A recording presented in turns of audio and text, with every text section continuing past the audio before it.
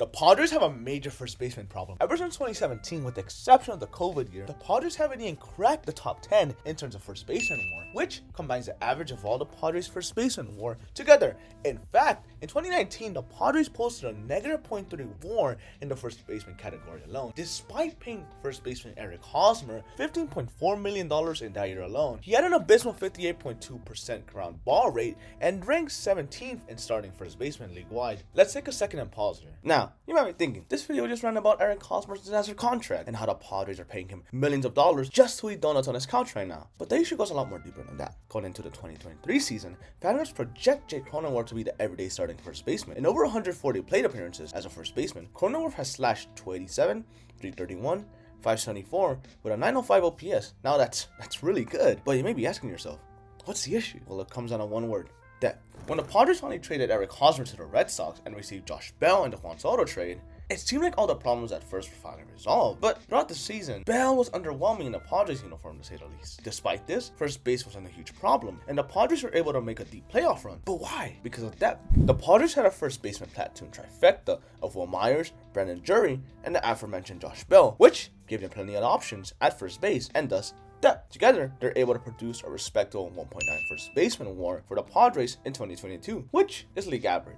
Now, going back to Jake Cronenworth, he has definitely put up some impressive offensive numbers while playing at first, specifically in the slugging department. Since he's moving to first, he'll most likely bulk up considerably, which hopefully means he'll be sending a lot more deep balls into the San Diego Night and into the Chrome Zone. However, as we mentioned, Cronenworth isn't the issue. Coming into the 2023 season, the Padres' option at first, besides Jake, are just Matt Carpenter and Brandon Dixon. And with Carpenter being a projected DH, the depth doesn't look so great. So what's the solution here? Signing yet another first baseman free agent? The answer is Christian Walker, one of baseball's most underrated players. Now, unless you're a diehard baseball fan, chances are you probably don't know his name. And as a Padres fan, if you didn't know his name, that's even more surprising, as we faced this team 19 times this year. So let's jump to the good part. Who is Christian Walker? Christian Walker is a professional baseball player who plays for the Arizona Diamondbacks, who, you might have guessed, primarily plays first base. Ever since his debut back in 2014, it is clear that he has been a productive player in the majors. In 2021, he was named an All-Star for the first time in his career, and honestly, probably should have been an All-Star in 2022. Let's take a quick look at his stats. In 2022, Christian Walker slashed 242,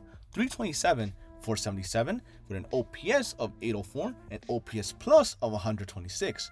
He also had a 5.1 WAR, which by the way is a whole point of WAR higher than Jake Cronenworth. Now, this stat line might not look that impressive until you look at his home runs. In the same year alone, Christian Walker hit 36 home runs, which is one more than the NL MVP Paul Goldschmidt, and 4th overall in the National League. The amount of pop on this guy's bat is nothing to take too lightly, as he is one of the best home run hitters in the game. Now, looking back at his slash line, more traditionally minded baseball fans will look at his batting average and be unimpressed. However, it is important to note that his BABIP, or batting average of balls in play, was a shocking 246. To put things into perspective, in 2022, the average major leaguer had a BABIP of 292, with 372 being the highest among qualified hitters and 224 being the lowest. And with the shift being banned in 2023, we could expect league-wide BABIP to increase, meaning Christian Walker will have a better average in the 2023 season. Okay, so we've established that Christian Walker is a good offensive first baseman, but how would that be any different than Eric Hosmer or Josh Bell when they came to play for the Friars? Wouldn't he have a fall from grace just as they did? Well,